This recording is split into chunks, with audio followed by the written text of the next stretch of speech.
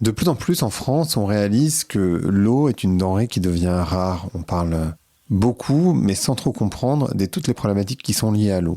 Et aujourd'hui, j'ai l'immense plaisir de recevoir Magali Regueza, qui est docteur en géographie, qui est prof à Normal Sup, qui est membre du Haut Conseil pour le climat, et qui va nous entraîner pendant cette heure dans une explication dans le détail des problématiques liées à l'eau. Vous allez voir, c'est une discussion très didactique où elle prend le temps de bien expliquer et c'est ça qui est agréable parce que c'est tellement complexe. Du coup, j'ai des tonnes de questions, donc c'est pas complètement impossible que je fasse un autre épisode avec elle ou que j'en fasse d'autres par ailleurs. Parce que c'est tellement compliqué cette problématique qui est liée à l'eau que ça mérite de prendre le temps pour la comprendre. Je vous laisse écouter l'épisode, j'espère que ça vous plaira. Je suis assez convaincu que ça va vous intéresser, que vous allez apprendre des tonnes de choses. Allez, Vlan, c'est parti.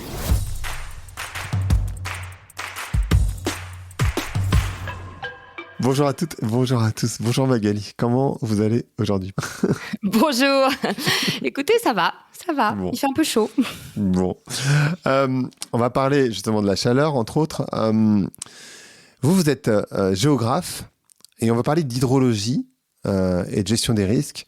Je suis pas certain que tout le monde fasse le lien entre les trois sujets. Comment on fait le lien entre la géographie, l'hydrologie et la gestion des risques? Alors, on a encore souvent l'impression que la géographie, ça sert à localiser des villes sur une carte et c'est la liste des départements. En réalité, la géographie, c'est une discipline de sciences sociales, mais qui a une histoire un peu ancienne. Et au début, elle était divisée entre la géographie physique, où on étudiait en fait les processus physiques qui animent notre planète. Donc, en géographie, il y a des gens qui ont des formations en hydrologie, il y a des gens qui ont des formations en climatologie. Et puis, progressivement, la discipline a évolué pour devenir une science humaine et sociale, et donc regarder les réponses des sociétés par rapport à ces événements, comment justement elles s'adaptent, comment elles font face à ces événements.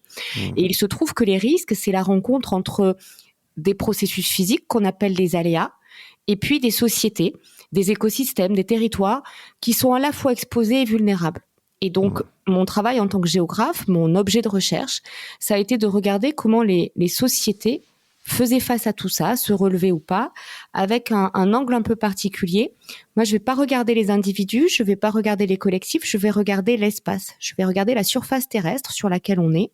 Je vais regarder comment elle va intervenir et pour augmenter les dommages et parfois pour les diminuer. Ok. Et alors justement, si on parle de la surface terrestre, il y a une information que les gens ont du mal à comprendre quand on parle des risques qui sont liés à l'eau. Et peut-être vous pourriez nous expliquer, c'est qu'il y a toujours autant d'eau sur la planète. On ne peut pas avoir moins d'eau sur la planète, c'est pas possible. Alors ça, c'est intéressant parce que la géographie, justement, elle apporte des réponses à travers ces méthodologies. Le propre d'un géographe, c'est de regarder ce qu'on appelle les échelles.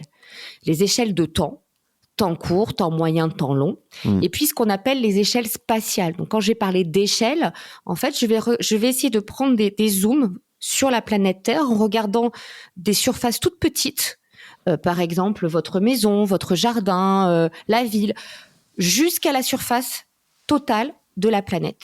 Et il se trouve que effectivement, si on regarde l'échelle planétaire, l'échelle de la planète, l'eau est une ressource renouvelable, rien ne se perd, rien ne se crée, tout se transforme. Et il y a ce qu'on a appris à l'école qui est le cycle de l'eau, où on voit la petite goutte qui s'évapore, va dans le nuage, repleut, etc. Déjà, ce cycle de l'eau, il met en jeu des échelles temporelles. Parce que, par exemple, la petite goutte qui va aller dans l'océan, elle va mettre parfois des centaines, des milliers, voire des centaines de millions d'années à circuler. Alors que parfois, une goutte qui s'évapore, elle va retomber tout de suite sous forme de pluie. Le deuxième problème qu'on a, et la géographie aussi nous le dit, si on regarde cette fois-ci les échelles spatiales, au niveau mondial, il y a suffisamment d'eau douce. Je dis bien d'eau douce parce que l'eau salée, ça ne nous concerne pas. Donc, la part d'eau douce, elle est minoritaire. La part d'eau salée, évidemment, elle est très largement majoritaire avec les océans. Mais même si on regarde l'eau douce, chaque être humain sur la Terre a à peu près 16 000 litres d'eau par jour pour vivre. Donc, c'est énorme. Le problème, c'est que cette eau, elle n'est pas également répartie. Bien sûr. Il y a des endroits où il y a beaucoup d'eau. Par exemple, l'Amazone. Par exemple, le fleuve Jaune en Chine. Mais vous comprenez bien qu'entre la Chine, où il y a beaucoup, beaucoup de monde, et puis l'Amazone, où il y a peu de monde, déjà, la disponibilité n'est pas la même. Et en plus, tous les individus, à l'échelle encore plus petite, n'ont pas accès de la même manière à l'eau. Parce que, par exemple, et là, c'est l'espace qui va jouer, vous pouvez avoir une frontière une limite juridique, économique, physique, qui fait que vous ne pouvez pas accéder à cette eau. Donc il y a des gens qui habitent dans des territoires avec beaucoup d'eau qui n'y ont pas accès. Et puis il y a des gens au contraire qui vont habiter dans des territoires où il y a très peu d'eau douce, mais parce que il y a des richesses, parce qu'ils sont puissants, parce qu'ils appartiennent à des groupes puissants. Soit ils vont avoir des techniques pour aller chercher de l'eau, soit ils vont tout simplement aller la chercher chez les voisins. Et alors, si on a 16 000 litres d'eau par personne, alors j'ai bien compris que c'était mal réparti, hein, mais on va parler de la France, parce que c'est ce qui nous intéresse. Bon, il y a tous les gens qui écoutent ce podcast ne sont pas en France, ils peuvent être un peu répartis dans la francophonie ou aux États-Unis, mais on est quand même sur une grande majorité de personnes qui vivent en France. Est-ce qu'il y a des risques? Parce qu'on voit des villes où on commence à faire des restrictions d'eau. Comment ça se fait en fait? Donc c'est parce qu'il n'y a pas assez d'eau en France ou chez nos partenaires? Alors, si vous vous souvenez de ce que j'ai dit au tout début, j'ai dit que le risque, c'était un élément physique. Par exemple, une sécheresse météorologique. Il pleut pas assez par rapport à la moyenne, et donc j'ai moins d'eau qui vont arriver sur mon territoire. Imaginons qu'en plus, comme c'est le cas actuellement, il fait plus chaud. Cette eau s'évapore en partie. Et puis, imaginons qu'il y a des végétaux qui ont poussé parce qu'il fait plus chaud. Et bien, cette eau, au lieu d'aller s'infiltrer dans les sols et de recharger mes nappes phréatiques, elle va directement repartir dans l'atmosphère. Elle n'est pas perdue, elle va aller ailleurs, mais elle est perdue pour le territoire.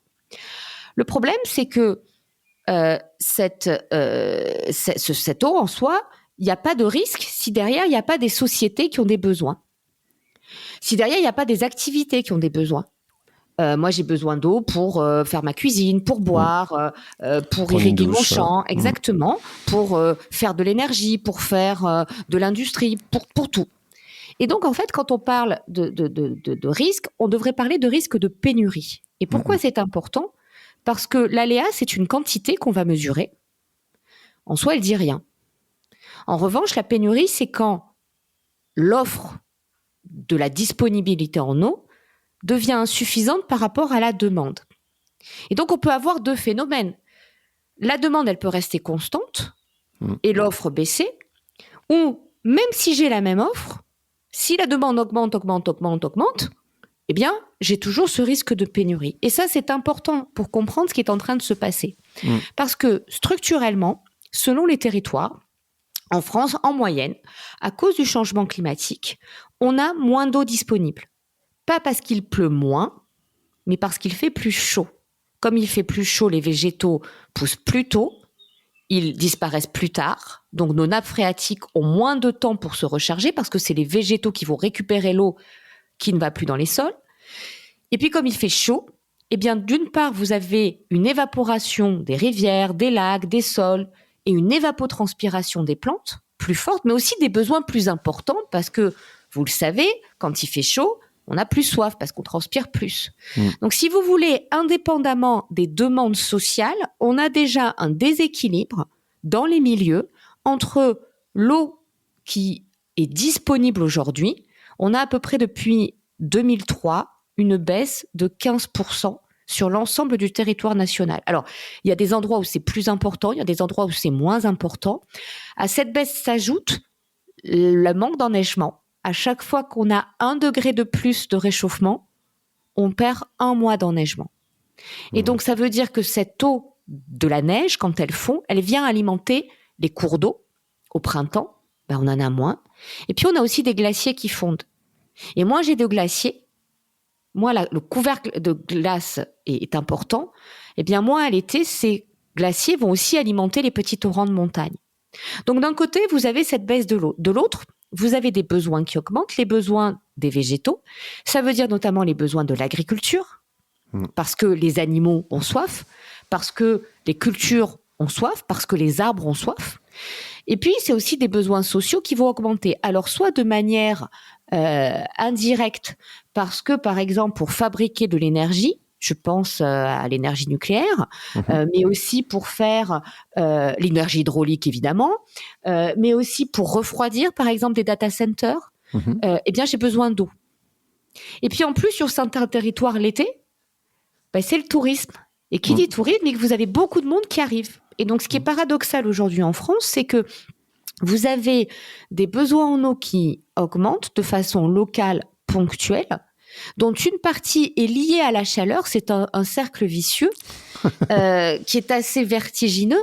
Et ce qui est paradoxal, c'est que quand vous regardez la consommation en eau des Français, elle n'augmente pas. Alors là aussi, il faut être précis. Je suis désolée, mais il faut vraiment qu'on comprenne. On a le temps. Il faut qu'on commence par bien distinguer le prélèvement et la consommation. Une centrale nucléaire, elle prélève de l'eau pour refroidir, elle la rejette dans le milieu. Et c'est d'ailleurs pour ça qu'on a des interdictions quand l'eau elle est trop chaude pour pas venir réchauffer l'eau d'un fleuve qui est trop chaud, par exemple. La consommation, c'est différent.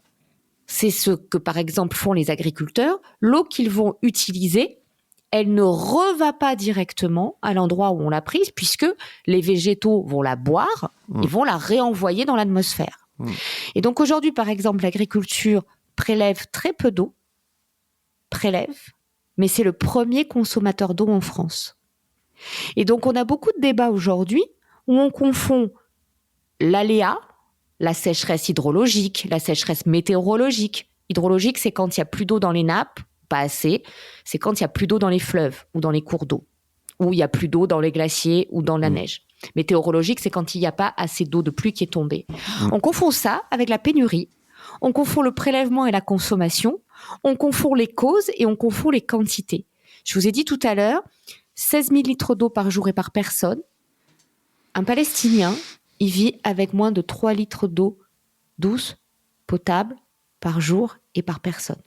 Donc vous voyez qu'on a des écarts absolument faramineux et que nous, le fait juste de tirer la chasse d'eau, on a déjà plus consommé d'eau, je dis bien consommé, puisqu'on ne le rejette pas, on va d'abord dans la station d'épuration, eh bien on a consommé plus d'eau que ce que peut se permettre un Palestinien tous les jours. Et quand je parle de Palestinien, c'est parce que c'est un sujet, voilà, c'est parce que derrière, il y a justement ces facteurs politiques aussi qui font que l'accès à l'eau n'est pas équitable selon l'endroit où vous habitez, selon la manière dont vous avez accès ou pas à l'eau de manière politique, alors même que les Palestiniens dont je parle, ils sont sur une nappe phréatique et qu'ils habitent un pays, Israël, avec tous les problèmes politiques qu'on connaît, où l'agriculture, par exemple, fleurit dans le désert. C'est un pays développé où il y a toutes les techniques, absolument toutes les techniques aujourd'hui pour dessaler, utiliser l'eau de manière rationnelle, réutiliser les eaux usées.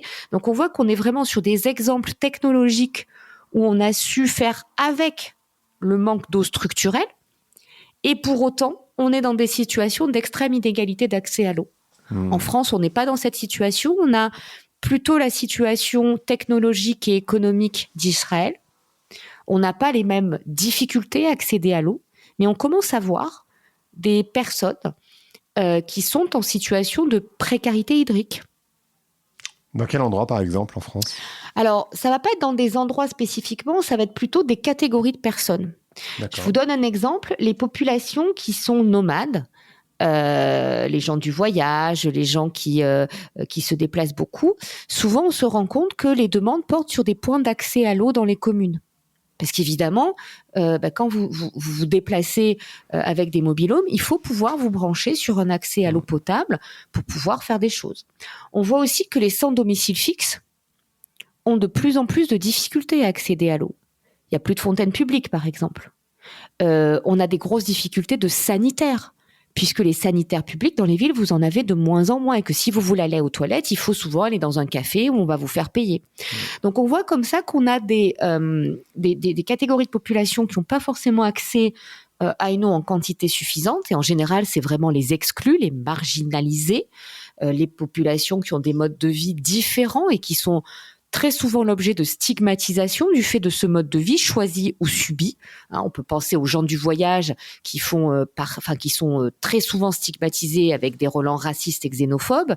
Et puis les personnes sans domicile fixe, parce que souvent elles sont moins bien habillées, parfois elles n'ont pas accès à des douches, donc l'hygiène corporelle est limitée. Et donc vous voyez qu'elles sont de fait exclues. Et puis vous avez d'autres questions dont on aborde peu. Là, on n'a parlé que de quantité. Il faut aussi parler de qualité. Et là, vous avez deux cas de figure. Vous avez maintenant beaucoup d'endroits dans lesquels des nappes phréatiques sont polluées de manière durable. On a vu le cas souvent en Bretagne où on a des arrêtés d'interdiction de consommation d'eau potable. On pourrait aussi penser à la Guadeloupe. La Guadeloupe, alors c'est la double peine. On a des réseaux très vétustes qui fait que l'eau n'arrive pas dans la maison.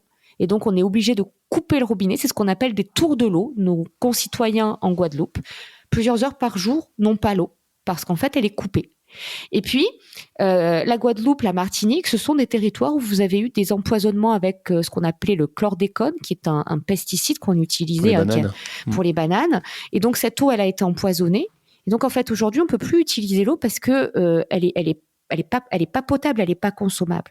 Et cette question de la qualité de l'eau, elle est très importante parce qu'on a quand même des normes qui d'ailleurs sont très discutées. Certains voudraient qu'elles soient moins importantes, d'autres forcément. Et puis vous avez derrière des accès à l'eau un peu invisibles. C'est par exemple le saturnisme. Vous connaissez peut-être cette maladie. C'est une maladie qui est un empoisonnement lié au plomb. On en a beaucoup parlé au moment de Pompéi parce que les canalisations à Pompéi étaient en plomb. Et puis surtout, les femmes se mettaient de la céruse c'était du maquillage, donc elles se collaient du plomb sur le visage. C'était pas une très bonne idée. Non. Mais aujourd'hui, dans des immeubles vétustes, on a encore parfois des canalisations au plomb. Et donc, on a aussi des empoisonnements au plomb. Alors, il y en a dans les peintures, mais il y en a aussi dans les canalisations. Et donc, on voit aussi que vous avez une corrélation, voire une causalité directe entre le mal logement, la précarité en termes de logement, l'accès à des logements dits décents, et puis des enjeux sanitaires, sachant que ce saturnisme, il frappe beaucoup les enfants, les femmes enceintes, les femmes qui allaitent. Et donc, vous voyez que derrière, en fait, cet accès à l'eau, il devient problématique et qu'il n'existe aujourd'hui que parce que l'eau en France est très encadrée. C'est un service public marchand, qui est libéralisé. Donc, vous avez des collectivités qui ont fait le choix d'aller vers des entreprises privées. Dans d'autres cas, c'est des entreprises publiques, c'est des régies municipales, des régies métropolitaines. Et c'est très intéressant aussi parce que d'emblée, vous voyez que je ne parle plus d'eau en réalité. Je parle plus de la dimension physique. Je parle de la manière dont l'homme produit, achemine, fabrique cette eau, les conduites d'eau, l'assainissement. Je parle aussi d'enjeux économiques. Je suis riche ou je suis pauvre.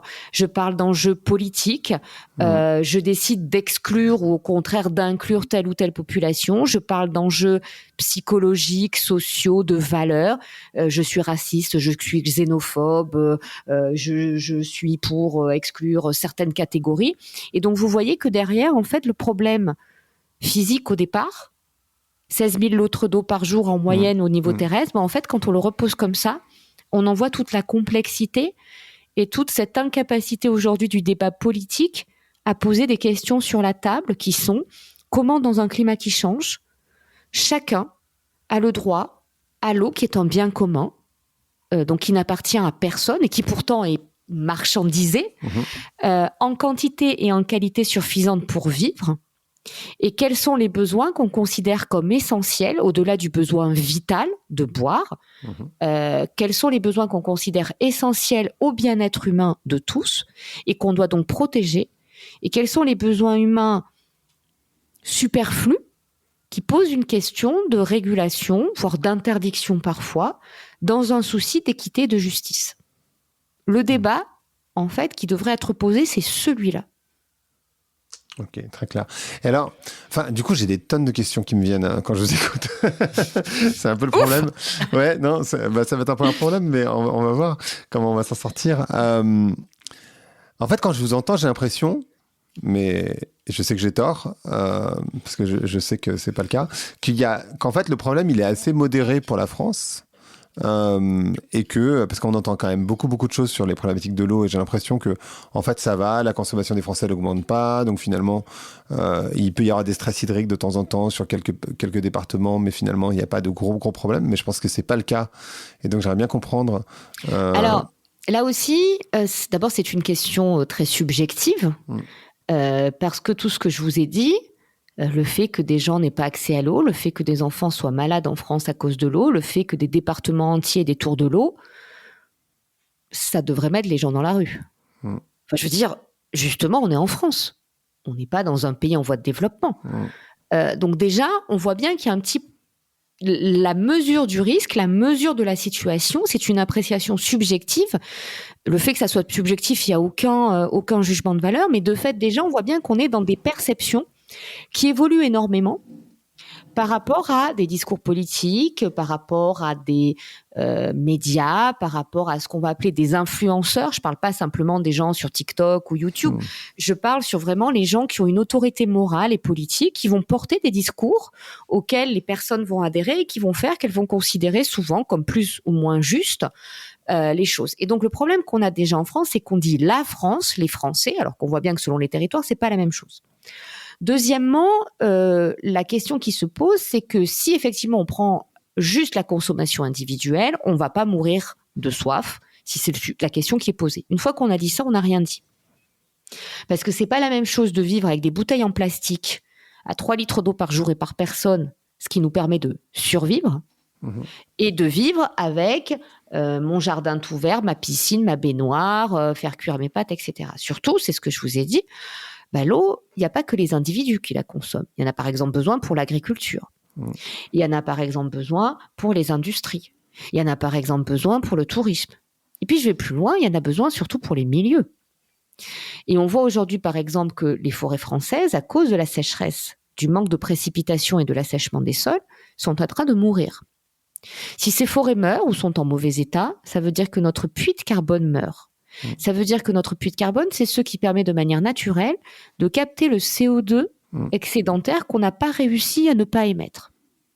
Bien sûr. Moins notre puits de carbone est important, plus il va y avoir de CO2 dans l'atmosphère, plus ça va réchauffer l'atmosphère, moins il y aura d'eau. Et puis surtout, il faut dire aussi une chose, c'est que je ne peux pas répondre à votre question parce que tout va dépendre des actions qui vont être entreprises dans les prochaines années pour, limiter au maximum le réchauffement climatique, puisque vous avez vu qu'à chaque fois, je vous donne des seuils pour dire quand on arrive là, 1 degré en plus, il se passe ça et ça.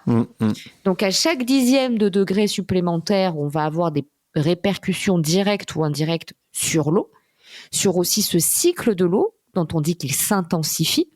Ce n'est pas la vapeur d'eau qui réchauffe aujourd'hui le climat. Contrairement à ce qui est parfois dit, notamment par des climato-sceptiques, la vapeur d'eau est un gaz à effet de serre, mais le réchauffement climatique est scientifiquement, objectivement, attribué et prouvé. Ce sont les émissions de gaz à effet de serre, carbone, méthane, protoxyde d'azote, essentiellement, qui en sont responsables. En revanche, ce que dit très clairement le rapport d'évaluation du GIEC, c'est qu'on a une intensification du cycle de l'eau, avec notamment des orages, des précipitations brutales, plus intenses. Il pleut pas forcément plus ou plus souvent, mais on va avoir des masses d'eau parce qu'il fait plus chaud. 1 degré de réchauffement en plus, c'est 7% de vapeur d'eau en plus. Donc ça veut dire que quand la masse d'eau, c'est comme un ballon, si vous voulez. Vous avez un ballon qui contient 7% de plus d'eau. Quand il se crève, il y a plus d'eau qui vous tombe dessus. Et ça crée des inondations, ça crée des problèmes. Et donc, d'un côté, et je conclus, excusez-moi, je suis un peu longue, mais d'un côté, c'est on a atténué ce réchauffement pour limiter cette intensification du cycle de l'eau et cette diminution structurelle de la ressource. Mais de l'autre, il y a toutes les politiques qu'on met en place pour s'adapter d'ores et déjà à cette baisse, pour anticiper la baisse future, parce qu'avec l'inertie des politiques climatiques, le réchauffement, il continue. C'est pas du tout le réchauffement du passé qui détermine le réchauffement d'aujourd'hui, c'est simplement que tant qu'on fait rien et qu'on remet du CO2 dans l'atmosphère, voilà. Et donc derrière, la réponse à votre question, elle va dépendre des choix politiques et derrière des transformations sociales, économiques, techniques, juridiques, financières, fiscales, urbaine, au niveau individuel et collectif, et j'insiste sur le collectif, parce que c'est d'abord sur le collectif que ça va peser, dans ces actions et au préalable ces décisions, donc ces délibérations politiques, qui vont dire comment est-ce qu'aujourd'hui et demain, on va partager, allouer de façon équitable, c'est ce qu'on peut souhaiter en tout cas, mais ça aussi ça peut être débattu, la ressource en eau qui sera disponible à un moment donné sur le territoire. Est-ce que vous pourriez expliquer, je ne suis pas sûr que tout le monde soit bien au courant de ça, l'impact que ça peut avoir d'avoir des sécheresses et des pluies torrentielles ? Parce qu'en fait, c'est aussi ce qui est en train de se passer. Le fait qu'il y ait des effets qui soient très radicaux, on va dire, ça a aussi des impacts... Et alors, c'est d'autant plus compliqué que c'est complètement contre-intuitif. Je m'explique. D'abord, vous avez des sécheresses météorologiques. Donc, Mhm. on a des déficits de pluie par rapport aux moyennes. Mhm. Déjà, ça veut dire que votre eau, il y en a un peu moins. Souvent, là-dessus, donc ça va créer une sécheresse hydrologique, moins d'eau dans les nappes et moins, voire pas d'eau dans les cours d'eau. Mais quand il fait chaud et quand on n'a pas de pluie, la combinaison fait que ça sèche. C'est un peu le principe de votre plante verte. Si vous avez des plantes vertes à la maison, quand vous plantez une plante verte dans un pot, au fond, vous mettez des billes d'argile. Ça va servir à récupérer l'eau pour les moments difficiles, d'accord ? Ça, c'est votre nappe phréatique. Ensuite, vous mettez votre couche de terre avec votre végétal qui, au fur et à mesure, va s'enraciner. Et vous arrosez. Cet arrosage, c'est l'eau de pluie qui arrive et qui fait que ça s'infiltre. Et vous voyez bien qu'à partir du moment où on arrive au printemps et à l'été, d'abord, le végétal grandit, il a besoin de plus d'eau. Et quand il va faire très chaud comme aujourd'hui, on va devoir arroser. Imaginons maintenant que, d'abord, il n'y ait pas d'eau dans les petites billes. Au bout d'un moment, le végétal, il peut plus, l'eau, elle remonte plus, il y a plus d'échange entre le sous-sol et la surface. Et donc, votre végétal n'est pas content. Donc, il faut absolument arroser. Imaginons maintenant que vous restiez 2, 3, 4 jours, le sol se sèche, vous avez une petite pellicule de sec qui arrive, la terre est dure. Et là, vous mettez, au lieu de mettre votre arrosoir au goutte à goutte, vous mettez tout de suite un seau d'eau. Qu'est-ce qui va se passer en fait ? L'eau tellement brutale va arriver que ça va pas s'infiltrer, ça va ruisseler. Et donc, quand on le sait, quand on a des pots de fleurs qui sont secs, on n'arrose pas d'un seul coup. On commence par mouiller un peu la terre pour que elle retrouve ses capacités d'absorption. Et donc, c'est à la fois la masse d'eau plus la manière dont ça tombe très concentré, très peu de temps sur des sols très secs qui va jouer. Alors, en plus, une partie de ces sols est urbanisée. Le béton, le bitume, les toitures, les parkings, les routes. Une partie aussi de ces sols est couverte par un ensemble de revêtements différents.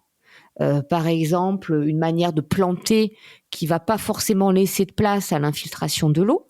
Il y a aussi des sols qui ont été labourés très profondément, ou d'autres sols qui vont être des sols où la végétation est en mauvais état, et donc ils sont non pas déforestés, mais en tout cas un peu pelés, voyez, un peu démunis. Tout ça, plus la nature du sol, fait que vous avez des inondations par ruissellement qui arrivent. Et c'est ce qu'on a vu par exemple au Pakistan l'an dernier. Très longue sécheresse, ruissellement. C'est ce qu'on a pu voir en Californie, c'est ce qu'on a pu voir en Arizona. Et donc c'est d'autant plus difficile qu'au moment même où il n'y a toujours pas d'eau, parce que les nappes, elles ne sont pas remplies grâce à ça. Vous avez en plus des inondations très brutales, c'est ce qu'on voit en partie aussi en Espagne et en Italie, où derrière, en fait, ces effets de masse d'eau, il faut voir, c'est vraiment des litres et des litres et des litres d'eau qui tombent d'un coup, et vous avez en quelques heures, parfois en quelques minutes, sur des surfaces très petites, des masses d'eau qui tombent. Et ça peut être effectivement contre-intuitif parce qu'on se dit, là, il a beaucoup plu, on a de l'eau, et en fait, ça rentre pas. Comment on arrive à se retrouver dans une situation comme la Californie ? Et est-ce que c'est un risque pour l'Espagne, parce que l'Espagne c'est un peu la Californie de l'Europe, on va dire, où on a des nappes phréatiques qui se sont tellement contractées qu'en fait l'eau ne peut plus rentrer dedans. Ou en tout cas c'est ce que j'ai lu, alors je me trompe peut-être, mais... Alors c'est très drôle parce que quand vous dites l'Espagne c'est la Californie, l'équivalent de la Californie c'est le Maroc. D'accord. Et ça montre bien justement, et peut-être que ça va nous amener à la question de l'adaptation, que historiquement, selon des tas de facteurs qu'on peut reconstituer après, mais qui sont qu'une reconstitution. Il n'y a pas de déterminisme, on n'a pas de... Voilà, ça devait se passer comme ça. Il se trouve que ça s'est passé comme ça pour des tas de raisons. Eh bien, avec des climats relativement identiques, le climat de la Californie est un climat méditerranéen, on arrive d'un côté à un pays une région, pardon, je dis un pays parce que en termes de PIB, on serait presque sur, je crois qu'à l'époque, c'était le 4e PIB mondial. Ouais, si on prend, c'est énorme. Et puis de l'autre côté, le Maroc, qui, avec les mêmes atouts, l'océan, le climat, etc., et pas du tout dans cette dynamique-là. Le deuxième point qui est intéressant, c'est qu'effectivement, avec le changement climatique, le climat de la rive sud de la Méditerranée est en train de passer au nord de la Méditerranée. Et que cette Espagne, c'est un cas emblématique parce que historiquement, le climat méditerranéen, c'est un climat dans lequel on est obligé de composer avec la pénurie d'eau en été et le trop d'eau, si j'ose dire, en tout cas des abats d'eau très importants à l'automne et au printemps. Et historiquement, l'Espagne a mis en place, grâce alors ça s'est pas fait d'un coup, hein, ça s'est fait aussi grâce au pouvoir royal, ça s'est fait aussi grâce aux seigneurs, donc des corvées, donc enfin des choses pas très nettes. Ça s'est fait aussi pendant la période arabe, hein, pendant la période arabo-musulmane ou des techniques d'irrigation, des techniques de drainage, parce qu'évidemment il faut à la fois irriguer et drainer, puisque parfois il y a trop d'eau, parfois il y en a pas assez. Où vous avez par exemple des modes de construction qui viennent des rives nord, du sud de la Méditerranée, avec des maisons fermées, des cours intérieures, avec des fontaines, etc. Et l'Espagne avait mis en place des systèmes très anciens, qui existent encore parfois, pour répartir l'eau. Le tribunal de l'eau, par exemple, existe toujours.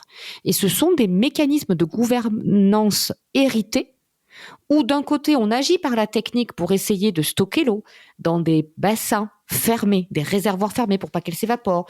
On essaie de cultiver un certain nombre d'espèces, on essaie d'organiser l'entretien des canaux, les puits, les forages, enfin plein de choses. On construit ces maisons différemment, on vit différemment. En Espagne, on connaît tous vivre à l'heure espagnole. Effectivement, la journée est décalée parce qu'il fait plus chaud. Et donc, vous voyez qu'historiquement, l'Espagne s'est adaptée à cette situation de pénurie d'eau et d'excès d'eau, de sorte que le risque est devenu une ressource. Et puis, dans les années 50, 60, 70, le développement des techniques, notamment des techniques d'irrigation, a entraîné le développement d'une agriculture très intensive, sous serre. Il y a des régions entières, par exemple, on parle des tunnels, la mer de plastique, parce qu'en fait, quand vous regardez du ciel, vous voyez une mer de serre. Et ça demande de l'irrigation. Ce sont ce qu'on appelle des cultures hydroponiques. Donc, elles sont pas dans la terre. Et on va faire de l'irrigation au goutte à goutte, mais on va devoir irriguer. Et puis, vous avez le développement du tourisme. Le développement du tourisme qui fait que les littoraux espagnols, l'été, la Costa Brava, la Costa del Sol, etc., ont besoin de beaucoup d'eau. Et donc, en fait, ce qu'on est en train de voir, c'est deux choses. C'est d'un côté, le climat qui change à une vitesse folle par rapport aux capacités d'absorption des écosystèmes et des sociétés. Et de l'autre, des modes d'adaptation qui deviennent inopérants parce qu'en fait, on s'est adapté à un climat qui n'existe plus. Ça veut donc dire que le potentiel d'adaptation des sociétés n'est pas nul, mais que les sociétés ne peuvent pas s'adapter à tout, n'importe comment et n'importe quand. Et l'Espagne, en fait, préfigure ce débat sur l'adaptation qu'on a aujourd'hui et qui va devenir celui du sud de la France. Les Pyrénées-Orientales, aujourd'hui, sont dans une situation critique pour l'été, du point de vue de l'eau, de l'agriculture et bientôt des incendies, parce que là aussi, des sols très secs quand il fait très chaud, on a besoin d'eau pour éteindre le feu. Alors, quand je faisais référence à la Californie et l'Espagne, c'est surtout que je n'ai pas été au bout, et donc c'était pas très clair, mais la Californie, c'est le grenier des États-Unis, et il me semble que l'Espagne, c'est le grenier de l'Europe. En tout cas, c'est là où on a tous les fruits, principalement. Et alors, donc, si je comprends, moi j'ai du mal à comprendre comment les États-Unis vont s'en sortir, parce qu'effectivement, si l'eau n'arrive plus, s'il y a de la sécheresse hydrique, donc que l'eau n'arrive plus dans les nappes, je vois pas comment ils arrivent à faire pousser des légumes et des fruits, et comment ils arrivent à nourrir les États-Unis. Ça, c'est une première question. La deuxième, je crois que c'est pas le risque en Espagne. On n'est pas allé jusque là, donc dans des compressions des nappes. Mais par contre, ce qui est certain, c'est que tous les fruits qui viennent d'Espagne sont extrêmement pollués. Donc ils ont eu cette, vous en parliez de l'agriculture intensive, mais avec énormément de pesticides. Est-ce que ça, c'est pas un risque aussi, c'est-à-dire qu'en fait que l'eau soit tellement polluée que finalement, alors je sais pas si les aliments deviennent impropres à la consommation, mais que d'une certaine manière, on arrive dans une sorte de situation où on n'arrive plus vraiment à se nourrir, parce qu'en fait dans l'eau, il y a vraiment cette question de la nourriture aussi. Alors, par rapport à la question sur la Californie, effectivement, la Californie, c'est un gros producteur de fruits. Il faut savoir que la Californie, une partie de la Californie, c'est un désert, hein, et que déjà, la Californie va chercher son eau grâce à des gigantesques conduites, parfois jusqu'à plus de 400 kilomètres. D'accord.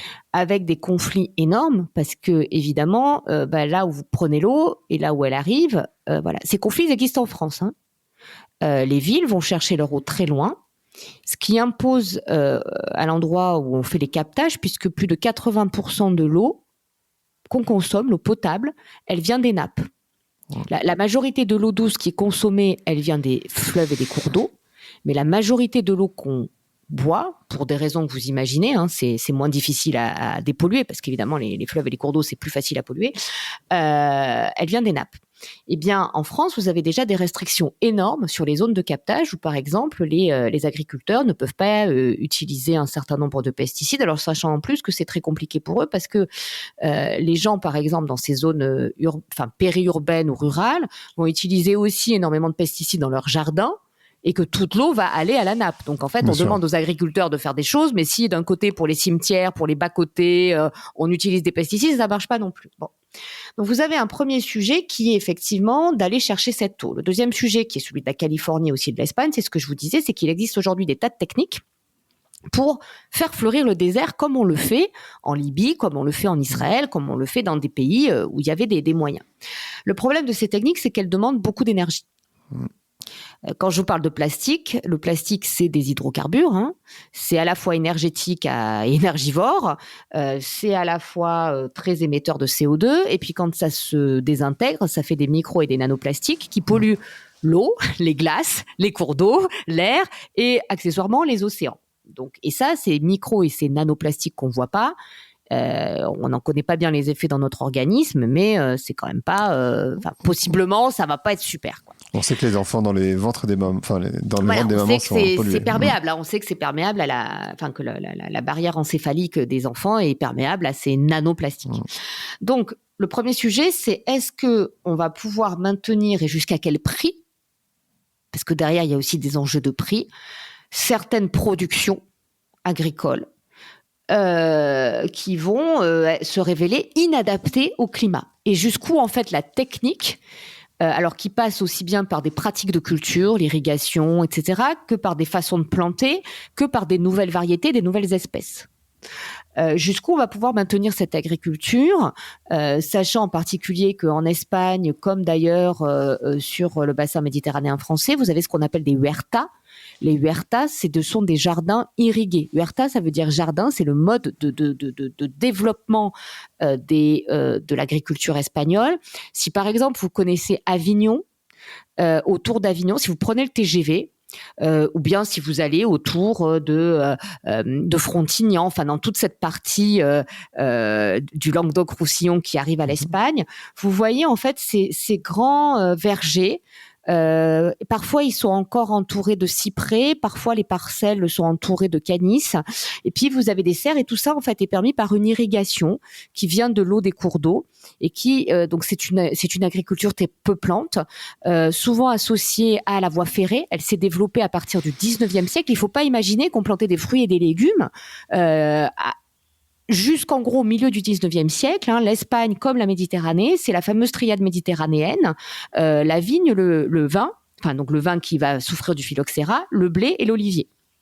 Accessoirement aujourd'hui, la vigne, on va avoir beaucoup de mal à la planter, on commence à l'irriguer, l'olivier est en train de mourir, et le blé, on n'en plante plus vraiment dans ces régions. Donc vous voyez que là aussi, ça bouge beaucoup. Et donc ces huertas, en fait, aujourd'hui, elles vont devoir s'adapter. Et une des questions, c'est est-ce que les changements qu'on prévoit sont suffisants par rapport à l'impact du climat qui change, ou bien est-ce qu'on va devoir relocaliser certaines activités? Alors au niveau de la France, c'est pas un gros problème parce que localement c'est dramatique, mais après tout, avant de planter des fruits dans ces régions-là, on a planté des plantes à parfum, on a planté des plantes textiles, donc on peut transformer. Et puis ça ira vers le nord, comme les végétaux. En fait, les végétaux migrent déjà vers les latitudes septentrionales avant de continuer. Sur des pays entiers, c'est plus compliqué. Et puis, ça pose aussi la question derrière des coûts, je vous l'ai dit, des coûts sociaux, des coûts environnementaux, des coûts financiers. Et il y a une variable qu'on ne connaît pas, c'est les populations et les consommateurs. C'est-à-dire qu'à un moment, soit pour des motifs éthiques, responsables, soit parce qu'il y a des évolutions de valeurs, soit parce qu'on va considérer que, par exemple, on va revenir à des fruits de saison, par exemple. Enfin, les narratifs vont changer, soit parce que simplement les prix seront trop importants. Eh bien, il y aura une réorientation de la consommation. Et donc, vous voyez que c'est très compliqué là aussi à un moment de répondre parce que quand on parle de s'adapter, on pense toujours, je vais m'adapter au problème que j'ai, il n'y a pas d'eau. Il n'y a pas d'eau cet été. Et donc, on va trouver des solutions qui sont des solutions curatives et réactives, c'est-à-dire qu'en fait, je saigne, je mets un pansement. Évidemment, si vous avez une hémorragie, la première chose à faire, c'est d'arrêter l'hémorragie. On est bien d'accord. Si vous êtes mort, bon. Mais le problème, c'est que si vous saignez régulièrement, il va falloir pas se contenter de traiter le symptôme, il faut aussi chercher la cause. Et donc, vous allez commencer à faire ce qu'on appelle de l'adaptation incrémentale, c'est-à-dire aller rechercher les causes qui vous font saigner. Par exemple, j'ai une maladie du sang, eh bien, je vais traiter la maladie du sang. Mais derrière, il y a aussi des causes plus profondes, beaucoup plus profondes, qui font que vous êtes susceptible d'avoir cette maladie du sang. Par exemple, une prédisposition génétique. Par exemple, habiter à côté d'une source d'exposition. Et donc, on va aussi chercher à traiter ces causes profondes. Ça, c'est l'adaptation transformationnelle. Et cette adaptation transformationnelle, en réalité, elle est contradictoire avec les deux premières adaptations. Les deux premières adaptations, elles visent à maintenir le statu quo. On améliore à la marge. Mais en gros, on cherche à faire comme avant. On cherche à maintenir le système à l'identique. La bifurcation transformationnelle, c'est un changement de nature. On va changer la nature, conserver simplement l'identité. Voilà, ça sera toujours l'Espagne, ça sera toujours la France, mais on va changer en profondeur, c'est-à-dire vraiment bouleverser, on va réorienter. Et donc, on est dans une situation où d'un côté, et c'est humain, et c'est même le récit que la modernité s'est donné, on maintient à l'identique. Nous sommes dans des sociétés patrimoniales. En France, on parle de développement durable. Le développement durable, c'est ce qui dure, c'est ce qui est pérenne. Le développement durable dans les autres pays, il est soutenable.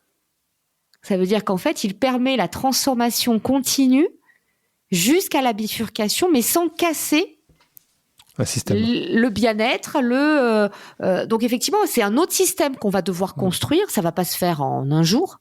Mais aujourd'hui, le débat qu'il y a, le débat politique, qu'on retrouve en Californie, qu'on retrouve en Espagne, qu'on retrouve dans tous les pays développés, c'est cette tension entre le statu quo, je veux garder comme avant, parce qu'avant c'était mieux. Et puis avant, on s'est toujours adapté. Et puis j'y suis habitué aussi. Et puis j'y suis habitué. Et puis si on a toujours fait ça, c'est que c'était bien. Oui, on a toujours stocké l'eau. C'est nécessaire. C'est indispensable, comme il est indispensable d'irriguer l'été. Simplement, on est bien d'accord que le jour où j'ai un bobo, comme je dis à mes enfants, au genou, je mets un pansement. Le jour où j'ai une hémorragie, il va falloir peut-être au moins changer le modèle de pansement.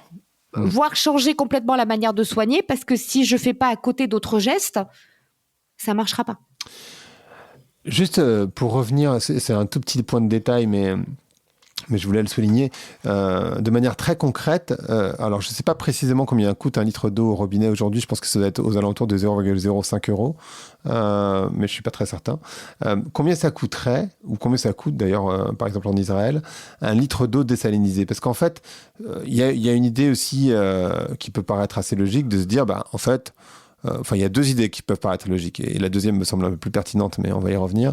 La première, c'est pourquoi pas utiliser l'eau de mer, on la dessalinise, et en fait, la réalité, c'est que ça demande énormément de pétrole, donc en fait, c'est un coût qui ne peut plus être de 0,05 € ou 0,005 €, je sais plus précisément le prix de l'eau en France, et bon, ça dépend des communes. Et la deuxième, c'est l'utilisation des eaux grises, donc les eaux usagées, mais qui ne sont pas des eaux noires, donc voilà. Et ça, en France, on est nulle part en fait sur l'utilisation des eaux grises. J'ai l'impression, même pour arroser des parcs ou même pour arroser des golfs ou autre. Oui, alors on a en fait un cas en France. Je vous ai parlé de la Guadeloupe. Eh bien, les îles du Nord, qui auparavant appartenaient à la Guadeloupe et maintenant sont autonomes, Saint-Martin et Saint-Barthélemy, mais à Saint-Martin, il y a une usine de dessalement d'eau potable. D'accord. Et on la connaît parce que quand le cyclone Irma, ce gros cyclone, a dévasté l'île, avec d'ailleurs Saint-Barthélemy en 2017, Irma a détruit la station. En fait, il a détruit, c'est pas Irma, c'est pas le vent qui a détruit, c'est ce qu'on appelle les surcotes marines. Quand vous avez une grosse tempête, vous avez en fait de l'eau qui est poussée par les vents, qui augmente aussi avec la dépression. Et donc, la centrale a été inondée, elle a dysfonctionné. À l'époque, on payait 15 € le mètre cube. Ça coûte extrêmement cher. Alors aujourd'hui, effectivement, on a des techniques qui permettent d'avoir recours à moins d'énergie pour le faire. Mais si vous avez bien compris ce que je vous raconte, c'est que le principal problème d'une station de dessalement d'eau potable, c'est qu'elle est au bord de l'eau. D'eau de mer, pardon. Par définition. Par définition. Et que par définition, quand vous avez un changement climatique, comme celui qu'on vit, la mer monte. Et autant le réchauffement climatique s'arrêtera à peu près quasiment au moment où on arrêtera d'ajouter des gaz à effet de serre, notamment du CO2 dans l'atmosphère. Quand on aura atteint le zéro net émission, ça s'arrête. Alors ça s'arrête au niveau où on s'est arrêté. Si on s'arrête à 2, ça sera 2. Si c'est à 3, ça sera 3. On ne revient pas en arrière. Mais pour la mer, ça va continuer. Ça continuera moins vite à mesure que le réchauffement sera faible, voire nul. Quand on arrêtera le réchauffement, le rythme de montée du niveau marin va diminuer, mais ça continuera de monter. Autrement dit, quoi qu'il arrive aujourd'hui, on a un processus irréversible de remontée du niveau marin qui rend les infrastructures littorales particulièrement vulnérables à l'érosion côtière, particulièrement vulnérables en cas de tempête. Et donc ça veut dire qu'on peut aussi construire des infrastructures qui coûtent très cher, qui restent énergivores, qui vont faire une eau qui est une eau chère, qu'il va falloir amortir, et qui en plus sont très exposées, et que pour protéger, ça peut devenir assez vite compliqué, assez vite coûteux. Donc en fait, c'est une maladaptation. C'est une maladaptation, c'est quelque chose qui non seulement verrouille les gaz à effet de serre, verrouille les émissions. En fait, je me contrains à continuer à émettre, mais en plus, pensant que je vais pouvoir maintenir le statu quo grâce à ça, je ne vais pas changer. Je ne vais pas changer mes comportements, mais je ne vais pas changer non plus la manière dont je distribue l'eau, je ne vais pas changer non plus la manière dont je la paye, dont je la facture. Je vais rester à l'identique. Et forcément, au bout d'un moment, ça aggrave le risque. Parce qu'en plus, et c'est là le deuxième effet qui se coule, souvent quand vous avez ce type d'infrastructure, on se dit, maintenant que j'ai l'eau, c'est bon. Et donc vous avez un effet rebond. C'est-à-dire, vous savez, c'est un peu comme les gens, ça a été montré par des études, je recycle mon plastique. Alors en plus, on sait que le recyclage du plastique, ça pose plein de problèmes, c'est émetteur, on l'envoie derrière, tout ne se recycle pas. Mais comme j'ai recyclé mon plastique, je vais prendre mon SUV pour aller jeter ma poubelle à plastique au truc du coin parce que j'ai fait un petit geste. Et donc en fait, derrière, on voit ces effets rebonds qui sont comme ceux qu'on a dans un régime, quoi. J'ai perdu 1 kilo, je me jette sur la tablette de chocolat, du coup j'en reprends 2. Voilà. C'est exactement ça l'effet rebond. Et donc derrière, on a besoin, et on aura besoin sur certains territoires, d'avoir du dessalement d'eau de mer pour que ce territoire continue à être habitable. Et là, ça pose une question, et on en revient à ce que je disais au tout début de l'exposé sur la différence entre la physique et le social. C'est que personne ne sait ce qui va être considéré comme acceptable et comme habitable. Acceptable et habitable, ça veut dire quoi ? Ça veut dire quel est le prix que moi, individu, et nous, collectivité française, nous sommes prêts à payer pour notre sécurité, pour habiter un territoire ou pour maintenir une activité. Et ce prix, il n'est pas juste financier. Bon, d'abord, quand on va expliquer aux gens que pour faire ça, il va falloir payer plus d'impôts, par exemple, parce qu'à un moment, il faut bien qu'on paye. On payait l'eau plus cher, ils ne vont pas être forcément très contents. Mais c'est aussi un coût environnemental, c'est un coût social, parce qu'à l'inverse, déplacer, si demain je dis je déplace un village, une ville, une île entière, psychologiquement, c'est terrible. Donc voilà, ça peut être des coûts sociaux avec des émeutes, avec des défiances vis-à-vis du politique, avec de la violence, avec tout ce que vous voulez. Et donc vous voyez que derrière ce type de questions, il n'y a aucun scientifique qui peut y répondre. Parce qu'en fait, c'est une question qu'on devrait poser aux citoyens. C'est politique. Discipline, quoi. Oui, c'est politique. C'est politique au sens où je peux vous expliquer comment ça s'est passé dans certains territoires. Je peux vous expliquer quels sont les déterminants. Alors en fait, déterminants, j'aime pas parce qu'on a l'impression que ça nous condamne, mais en gros, quels sont les facteurs qui se combinent et qui font que potentiellement, vous ou moi, on est moins fragile qu'une personne âgée, pauvre, ou qu'une femme qui élève toute seule ses enfants dans un quartier sensible. Ce qui ne veut pas dire qu'elle est condamnée à être victime, mais ce qui veut dire que pour elle, l'égalité des chances face à ce qui est en train de se passer n'existe pas. Par contre, je ne peux pas vous dire si demain les gens vont décider que peut-être, je sais pas, les ports devront être maintenus, que les agriculteurs qui font du blé devront continuer, mais ceux qui font de l'orge, on devra les enlever. J'en sais rien en fait, parce que ça dépendra à un moment donné des valeurs dominantes et de ce que les individus sont prêts ou pas à payer pour. Alors, ce qu'on constate quand même, et c'est toujours ce qui est assez savoureux, enfin, c'est documenté, et quand je dis ça, c'est pas très juste, parce qu'il y a aussi des mécanismes sociaux, cognitifs qui jouent dans ça, mais souvent, on se rend compte que les individus sont prêts à payer davantage quand ils ont subi une catastrophe. Oui, bien sûr. Et que des solutions qui semblaient inadmissibles il y a 10 ans deviennent parfaitement acceptables, sauf que derrière, les dommages aussi deviennent acceptables. Et souvent, on se rend compte que là où un mort était quelque chose d'invraisemblable, 10 ans après, avoir 100 morts, c'est pas grave. À l'inverse, vous avez beaucoup de gens qui vous expliquent que non, mais si jamais il y a un problème, c'est leur problème. Après tout, ils sont libres. Ils veulent pas qu'on atteigne à leur liberté. Ce sont les premiers en général qui pourrissent le maire, qui pourrissent tout ce qui passe sur le territoire quand il y a un problème, parce que c'est eux qui veulent être remboursés, c'est eux qui veulent être évacués en premier. On est tous bourrés de contradictions. C'est pas un jugement de valeur. Non, mais c'est vrai que là aussi, cette distinction entre le collectif et l'individuel est très importante. Parce qu'en fait, aujourd'hui, on a tendance à réduire ce débat avec d'un côté la question que vous m'avez posée. Et si on faisait de l'eau de mer, du dessalement, vous auriez pu me parler des bassines, vous auriez pu me parler... on va y venir.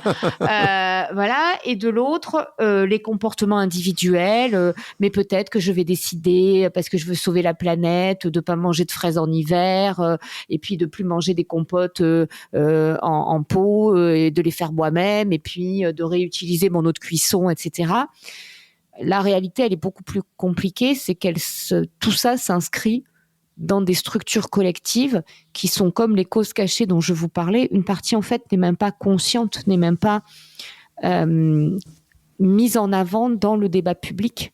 Et les facteurs génétiques qu'on met parfois longtemps à trouver pour des maladies, on a la même chose sur le poids de l'histoire, le poids des récits, le poids de la famille, le poids de l'incitation publicitaire. Quand vous imaginez comment aujourd'hui les rayons de supermarché sont construits pour vous forcer à passer devant certains produits pour vous les faire acheter, les promotions où on vous vend la fraise à 14,99 €, mais pas à 15, et où derrière le producteur, lui, il envoie pas la couleur. Tout ça, en fait, ce sont des mécanismes qui dépendent de stratégies économiques, de stratégies commerciales, de stratégies politiques, voire d'inconscient. Parce que tout n'est pas conscient, il n'y a pas non plus des gens complètement tordus qui, voilà, il y en a aussi, et donc, si vous voulez, derrière, c'est cette difficulté-là qu'on a à faire passer, parce que ça fait quand même 45 minutes qu'on en parle. Vous imaginez comment c'est compliqué d'aller expliquer ça et ensuite de dire, moi je suis un scientifique, ma voix dans l'urne, elle vaut exactement, et c'est absolument essentiel, la même que la personne d'à côté. Et donc je dois surtout, une fois que j'ai dit tout ça, je dois me mettre en arrière, en évitant de vous dire que ceci est mon opinion, pour dire, maintenant, on en discute, on en décide collectivement. Et ensuite, j'avais une autre... Donc, je vous ai posé 2 questions. Il y avait celle-là, il y avait la question sur les eaux grises. Les eaux grises.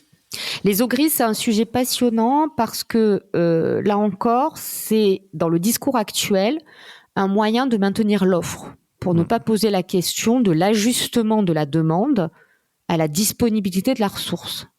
Maintenant, les eaux grises, elles posent un autre sujet qui est fondamental, dont on ne parle pas et qui rejoint votre question sur la qualité des eaux. Parce qu'en réalité, aujourd'hui, on a un vrai problème sur l'assainissement, ce qu'on appelle le grand cycle de l'eau, c'est-à-dire le cycle naturel auquel on ajoute le cycle humain, qui est celui des réseaux de distribution et d'assainissement. Ce sont des systèmes hydrauliques ou hydrologiques parallèles, ce sont des réseaux hydrographiques parallèles qui s'interfacent avec, c'est l'anthropocène, qui s'interfacent avec les réseaux physiques. Et par exemple, nos réseaux d'épuration, d'évacuation des eaux pluviales, des eaux usées, ils sont en mauvais état. On voit aussi que nos stations d'épuration, dans certains cas, elles sont soumises à des pressions trop fortes par rapport à ce qui arrive. Or, derrière, la question de l'épuration, elle est fondamentale pour la protection des milieux aquatiques, qui sont nos meilleurs alliés quand il fait chaud, qui sont nos meilleurs alliés pour lutter contre le changement climatique. C'est aussi des maladies. Donc c'est en fait ce qu'on appelle One Health, santé humaine, santé des écosystèmes et santé planétaire. Et c'est cette question des eaux grises, elle fait le lien. Elle fait le lien et on n'en parle jamais parce que justement c'est gris. Parce que justement on ne voit pas. Parce que ces eaux grises, elles partent dans les toilettes, elles partent dans le robinet, elles partent dans des tuyaux que vous ne voyez pas, que moi je vois parce que c'est mon travail et que j'ai travaillé là-dessus. Donc en fait, quand j'ai l'impression de voir en sous-sol, mais vous imaginez bien qu'on n'est pas tous complètement tarés à aller imaginer quand on voit une rue tout ce qui se passe dans les sous-sols. Enfin, je veux dire, ça c'est une déformation professionnelle. Et donc derrière, si vous voulez, les eaux grises, c'est le caca. Voilà. C'est ce qu'on ne voit pas, ce qui sent mauvais, ce qui est dégueulasse. Et quand on va visiter, par exemple, des égouts, les égouts de Paris, on prend conscience, en fait, de la complexité de ces eaux grises. Et donc, le problème qu'on a aujourd'hui, avant même de vouloir les réutiliser, c'est de regarder l'état de ces réseaux. Et ces réseaux sont en très mauvais état. Et donc, les communes n'ont pas l'argent pour les rénover. Moi, j'ai travaillé pendant 4-5 ans sur cette question à Paris. On a même des communes qui ne savent pas quel est l'état du réseau. Le réseau n'est pas cartographié. Ah oui. Parce qu'en fait, il faut creuser pour cartographier.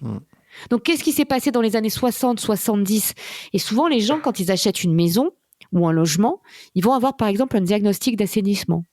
On va leur expliquer que l'eau de pluie rejoint directement les eaux usées, ce qui est absurde. Oui. On va leur expliquer que, par exemple, leurs toilettes sont pas conformes. Alors, ça se passe parfois de façon dramatique quand vous avez justement, ces fameuses inondations dont on parlait. Eh bien, vous avez des remontées d'égouts, des résurgences qui parfois arrivent dans les toilettes.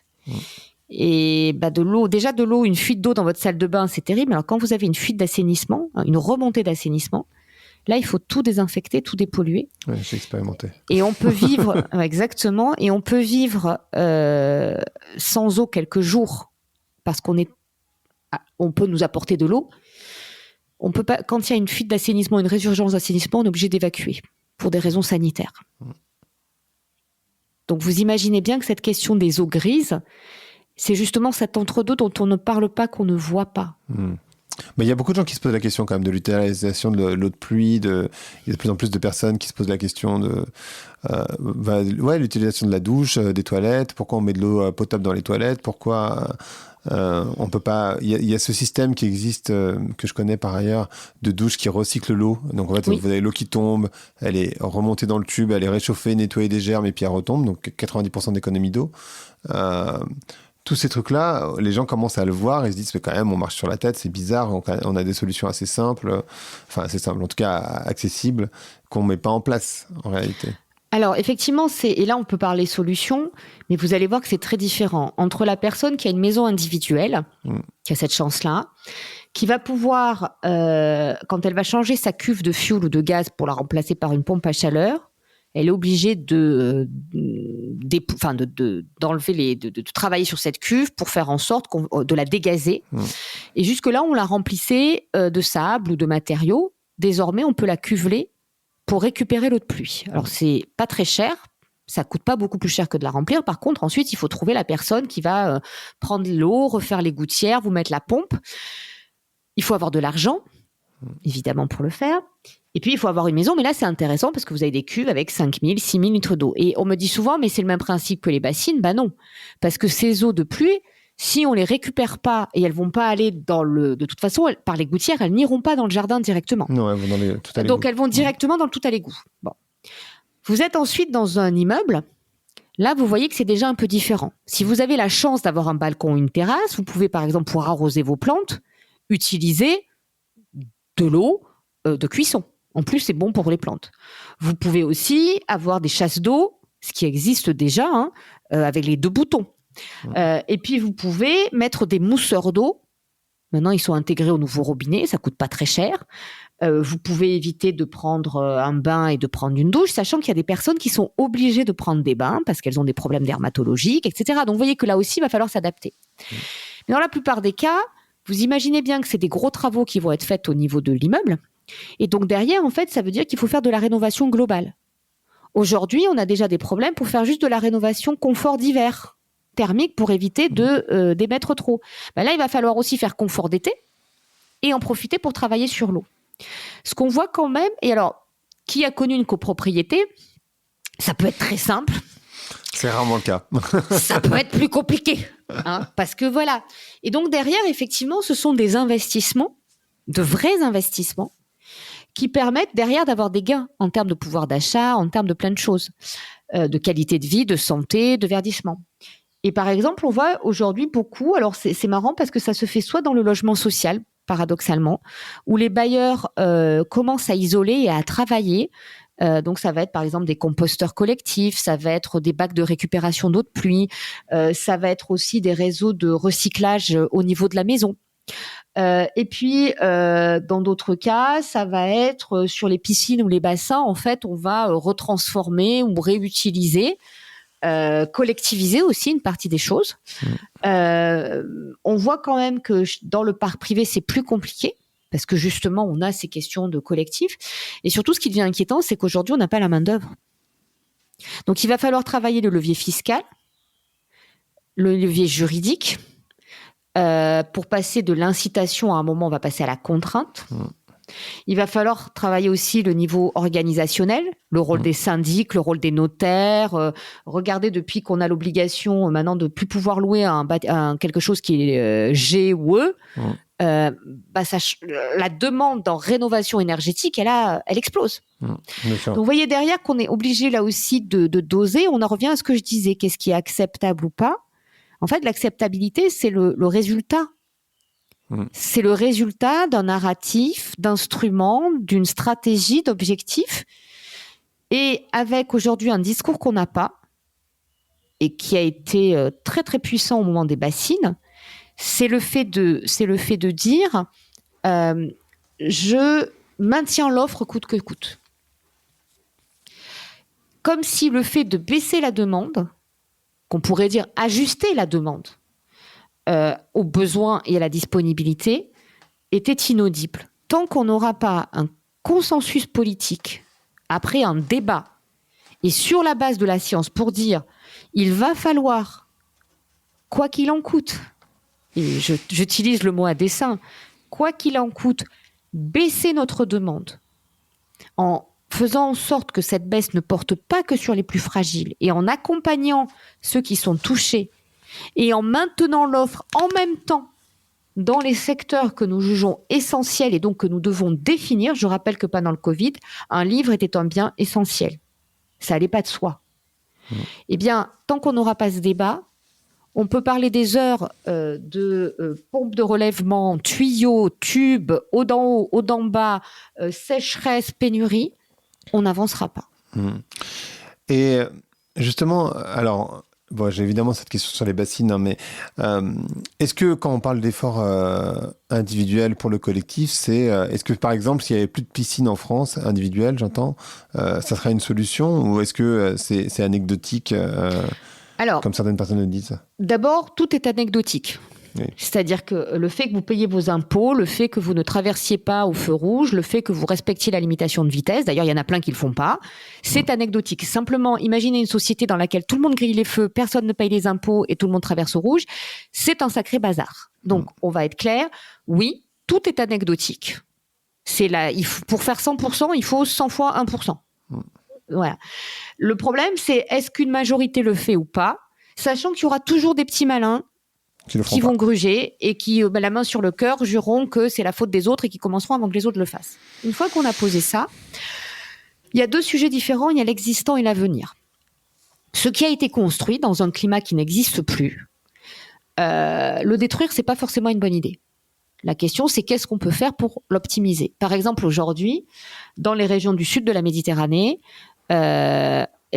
avoir des piscines, ça permet aux pompiers d'éteindre le feu parce que quand vous avez des lotissements très serrés, on ne peut pas utiliser de canadair.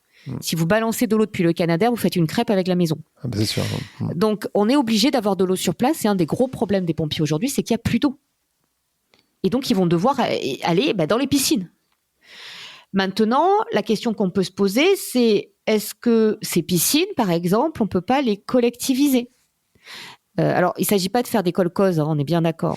Mais moi, je vois, mes parents habitent dans un lotissement, il y a le voisin qui a une piscine, il invite tous les étés les gamins du quartier à venir utiliser sa piscine. C'est un monsieur adorable qui a 75 ans, qui a voilà et on se connaît, c'est des fêtes entre voisins et les enfants qui viennent, les petits enfants, c'est dans le sud, hein, donc voilà, il vient, il a son truc de maître nageur, et en fait il ouvre sa piscine aux gens du quartier. Wow. Il faut qu'on sache quand même que derrière, aujourd'hui, les piscines, c'est des risques de noyade en moins. Donc vous voyez, il ne s'agit pas d'enlever les piscines existantes, mais il s'agit de voir comment on peut faire en sorte que, par exemple, ces piscines elles puissent être utilisées par des scolaires pour l'accueil d'enfants qui ne partent pas en vacances. Hein, voilà, ça peut être des choses comme ça pour aussi faire du sport. On a des voisins qui font l'aquagym, donc ils invitent pareil. On fait le cours d'aquagym pour toutes les mamies et les papis parce qu'il y a un certain âge aussi du quartier. Voilà. Sur l'avenir, c'est différent. Sur l'avenir, il va falloir se poser la question de est-ce qu'on continue à construire ou pas. Et comment là aussi on remplit la piscine, on ne la remplit pas, quels moyens on utilise pour réutiliser l'eau. Et donc tout ça va dépendre des territoires. Et on voit déjà des mairies aujourd'hui qui interdisent les permis de construire. Et puis là aussi, il faut se demander qu'est-ce que je fais de ma piscine. C'est-à-dire que est-ce que j'ai besoin de construire une piscine que j'utiliserai jamais. Vous savez, c'est un peu comme les gens qui ont des animaux de compagnie et puis c'est super sympa sur la photo. Ça se passe aussi avec les enfants, hein. C'est vachement sympa. Puis après, on peut pas les rendre. Alors, les animaux de compagnie, on les abandonne. La piscine, c'est un peu pareil. On peut abandonner ses enfants, mais c'est plus compliqué. C'est moins sympa. Mais vous voyez ce que je veux dire ? On a beaucoup de gens. Enfin, moi, j'aimerais savoir combien les gens qui disent qu'ils peuvent pas vivre sans leur piscine, on les voit jamais dedans, souvent. C'est comme les gens avec la 4x4 qu'ils utilisent pour aller à Paris, quoi. C'est ça. Et donc, si vous voulez derrière, et pour revenir au sujet des bassines, c'est un peu le même sujet. Les bassines qui ont été construites, elles sont là.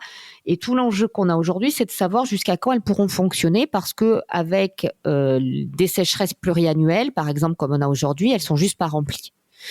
Et donc, le sujet, c'est de se dire comment est-ce qu'on accompagne la transformation rapide des agricultures autour des bassines pour faire en sorte d'être de moins en moins dépendant à la bassine. C'est un peu la cigarette électronique, si vous voulez. Voilà. On doit faire un sevrage et c'est pas facile. Sur les bassines à construire, c'est beaucoup plus compliqué parce que la première question que je me poserais, c'est est-ce qu'il n'y a pas des solutions autres que la bassine qui permettraient d'être plus non seulement efficientes, je dis pas efficace, efficiente, c'est-à-dire plus rentable économiquement, plus performante au point de vue de la soutenabilité, c'est-à-dire que au lieu d'avoir un truc que je construis qui va durer moins de 10 ans, j'ai un truc qui puisse me servir et qui me rendra davantage prêt dans 20 ans. L'autre sujet qu'on a, c'est est-ce que, par exemple, dépenser 70 millions d'euros pour 300 agriculteurs, ce qui fait quand même 200 000 euros par agriculteur, alors qu'on dépense par rapport à vos eaux grises par an 192 millions d'euros pour à peu près 3000 communes pour les aider à chercher les fuites, est-ce qu'il n'y a pas un enjeu de répartition ? Et comment est-ce qu'on fait pour que ces agriculteurs-là, ils puissent se transformer, là encore ? Est-ce que leur donner 200 000 euros, par exemple, plutôt que de les mettre dans une bassine, ça n'a pas de sens. C'est ouvert, en tout cas. C'est tout à fait ouvert. Et donc derrière, alors évidemment, ensuite, on a des débats qui se posent en termes d'accaparement. Évidemment, quand vous commencez à expliquer à des gens qu'ils accaparent la ressource, qui sont des voleurs d'eau, c'est difficile d'avoir un débat. Quand vous n'avez pas de piézomètre, c'est-à-dire d'appareil de mesure sur les nappes, ou pas assez, quand vous avez des études qui sont demandées par les pouvoirs publics, mais qui sont cadrées de telle façon à ce que, par exemple, on ne prend pas en compte le réchauffement climatique, ou que l'étude qu'on a faite, on l'a faite sur le climat entre 2010 et 2020, mais que nous, ce qui nous intéresse, c'est plutôt entre 2035 et 2045, en fait, on ne peut pas discuter. Et donc, à la fin, on a les boucs émissaires. Les boucs émissaires qui sont les instances qui ont fait les études, les scientifiques. Et tout ça, en fait, est compliqué parce que derrière, on voit que sur les territoires où il y a un vrai dialogue, et je reviens sur mes territoires dont je vous parlais, vous savez, où on capte l'eau pour approvisionner l'eau potable. En fait, avec les agriculteurs, il y a un travail de fond qui implique les élus, qui implique les coopératives agricoles, qui implique les exploitants, qui implique les syndicats, qui implique les oppositions territoriales, qui implique les gestionnaires de l'eau. Et c'est ce travail-là qui permet qu'il n'y ait pas de conflit. Et en fait, on n'en entend jamais parler. On n'entend jamais parler de ces territoires où ça fonctionne. Et je vous assure que les contraintes qui pèsent sur ces exploitants, mais j'avais rencontré un maire, il travaillait sur une commune où il y avait des betteraviers. au moment où on interdit les petites granules pour les abeilles. Mais en fait, ils les utilisaient déjà pas. Parce que de toute façon, ils n'ont pas droit, parce qu'ils sont sur ces zones de captage. Et donc, vous voyez derrière, on arrive tout de suite à pour ou contre le bio, vous êtes contre le climat, vous êtes des accapareurs. Et en face, aussi un discours qui parfois frise quand même la mauvaise foi. Parce que derrière, il faut nourrir l'Europe. Ben non, là, en fait, vous faites du maïs pour nourrir des animaux dont on sait par ailleurs qu'il faut diminuer la consommation, sans que personne n'ait jamais dit qu'il fallait 0 vache. Au passage, on va avoir besoin des vaches, mais pas forcément pour faire la même chose, pas forcément au même endroit et pas nourris de la même façon. Et donc, si vous voulez, on est dans une surenchère de la caricature qui fait que les messages scientifiques sont inaudibles et que chacun discute sur des sujets complexes en expliquant, par exemple, que l'eau qui est sur un territoire, si on la prend pas, elle est perdue. Ben non, elle n'est pas perdue. Quand je mets de l'argent dans mes impôts, cet argent, il n'est pas perdu. Je vais le récupérer d'une manière ou d'une autre. Alors, évidemment, c'est pas la même chose. Si on me pique 10 € dans mon portefeuille, je vais peut-être mal le vivre. Et si je paye mes 10 € au fisc, vous voyez. Et je suis moins sûre de pouvoir récupérer les 10 €. Bon, voilà. Mais imaginons que les 10 € servent à la personne qui m'a volé pour s'amender, de faire des études, j'en sais rien, vous voyez, devenir prix Nobel de physique et inventer, vous voyez ce que je veux dire. Derrière aussi, on a cette difficulté c'est comme si l'eau l'eau, si elle n'est pas chez moi, si je l'ai pas, elle est perdue. Et on entend ça par les éditorialistes, dans des journaux, mais c'est faux. D'abord parce que l'eau qui va dans les sous-sols, elle est utilisée par la biodiversité des sous-sols, sans laquelle il n'y a pas d'agriculture possible. L'eau qui retourne à l'atmosphère, elle va aller arroser d'autres territoires. L'eau qui part dans les fleuves, elle va aller arroser des zones humides dont on a besoin. Et aujourd'hui, ce qui est aussi très compliqué, c'est que le système hydraulique, c'est un tout. Et donc, il y a un amont et un aval. Sauf que le penser du point de vue de la physique, c'est tout à fait possible, il faut le faire comme ça, c'est le global. Mais l'action, elle est locale. Et votre bassin versant, il est divisé en périmètres administratifs. Et ces périmètres administratifs, ils sont divisés en parcelles avec des propriétaires. Et donc, derrière, c'est un sujet politique au sens noble du terme. Et on ne se donne ni les arènes, ni les instruments de connaissance, ni les moyens de discuter. Il ne suffit pas de dire qu'il faut faire de la gouvernance en sautant en l'air pour que ça marche. Il faut qu'il y ait une cohérence entre la stratégie, la connaissance scientifique, les objectifs qu'on se fixe, les moyens qu'on met et les discours qu'on porte. Et cette cohérence n'existe quasiment à aucun niveau, ni politique, ni économique, quels que soient les partis, parce que c'est difficile, parce que c'est compliqué, et puis parce qu'il est beaucoup plus facile aussi de sombrer dans la démagogie la plus crasse que d'avoir le courage politique de dire à un moment, bah oui, on va devoir baisser la demande. Mais qui vous dit que cette baisse de la demande, elle est forcément régressive, qu'elle est forcément une dégradation de vos conditions? Pourquoi est-ce que forcément le moins serait l'ennemi du mieux? Fumer moins, que je sache, c'est meilleur pour la santé. Donc, si vous voulez, on est dans aussi ce discours-là et qui finalement, aujourd'hui, est rabattu soit sur une moralisation culpabilisante, absolument insupportable, moi qui me fait bondir et on comprend que ça crispe, ou de l'autre, un discours techno-solutionniste qui finalement nous dit vous êtes des déterministes. Vous êtes déterminés par le milieu, l'homme a toujours su s'en sortir. Je suis géographe et on reboucle avec ce que vous aviez dit au départ. Ma discipline, elle s'est construite contre le déterminisme du milieu. Nous ne sommes pas effectivement des plantes qui sommes condamnées par ce que nous sommes à mourir ou à survivre. Sauf qu'avec un climat qui change, à mesure que le climat se réchauffe, nos capacités d'adaptation diminuent et le niveau de réchauffement, le niveau d'érosion de la biodiversité devient un facteur limitant qui réduit nos capacités d'adaptation, non seulement individuelles, mais collectives. Très clair.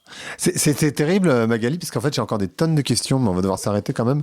En fait, j'avais plein de questions sur la géopolitique de l'eau. J'avais des questions sur les océans. On en refait une deuxième. Voilà, on va devoir faire un deuxième épisode parce qu'il y a toutes ces problématiques autour de la fonte des pôles. Enfin bref, il y a du réchauffement de l'eau, de la captation du CO2 par les océans, de l'acidification des océans. J'avais plein de trucs encore. Mais en même temps, c'est génial parce que vous expliquez hyper bien. Donc, c'est top qu'on arrive à prendre ce temps. Merci beaucoup pour tout ça. Merci. Ce podcast s'appelle Vlan, donc je voudrais savoir à quoi vous voulez ouvrir et où claquer la porte. J'aimerais claquer la porte à l'inaction. Individuelle et collective ? Ou Collective. juste principalement collective, ouais. Et j'aimerais ouvrir la porte à la délibération démocratique. On a besoin absolument de se mettre autour d'une table. Si on choisit l'inaction, on a tout à fait le droit, j'insiste, de choisir de ne rien faire. On doit juste en mesurer les conséquences pour nous, pour les autres, pas forcément les générations futures.